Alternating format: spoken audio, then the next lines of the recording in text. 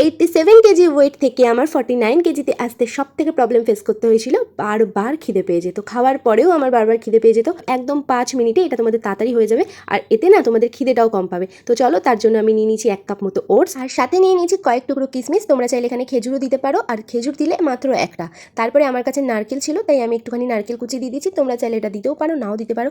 Oats সাথে তোমরা একটুখানি খেজুর বা কিশমিশ, তোমাদের কাছে যেটা অপশন মনে হবে তোমরা সেটা দিতে পারো। তারপরে আমি এখানে দিয়ে দিয়েছি মাখনা। আর এই খাবারটা খেলে কিন্তু অনেকক্ষণ পেট ভরিয়ে রাখে, আর এটা সকালে ব্রেকফাস্টের জন্য কিন্তু আমাদের সব থেকে ভালো। এই খাবারটা খাওয়ার পরে তোমাদের আর কিচ্ছু খেতে ভালো লাগবে না, সত্যি কথা বলছি, এতটাই টেস্টি হয়। তারপরে আমি এখানে কফি পাউডার দিয়ে দেবো, এটা ওয়েট লসের জন্য কিন্তু খুব ভালো। তারপরে আমি এখানে দিয়ে দিয়েছি দুধ, আর ওপর থেকে আমি আরও কিছুটা দিয়ে দিয়েছি কিশমিশ কুচি। আর তোমরা না চাইলে এটা নাও দিতে পারো। আর আমার মিল্কশেক পুরো রেডি হয়ে গেছে, আর প্রচুর ফাইবার, প্রোটিন সব কিছু রয়েছে। ব্রেকফাস্টটা কিন্তু সবসময় ভালো করতে হবে, হেলদি করতে হবে, আর এটা তার জন্য একটা বেস্ট অপশন। আর মাত্র 5 মিনিট।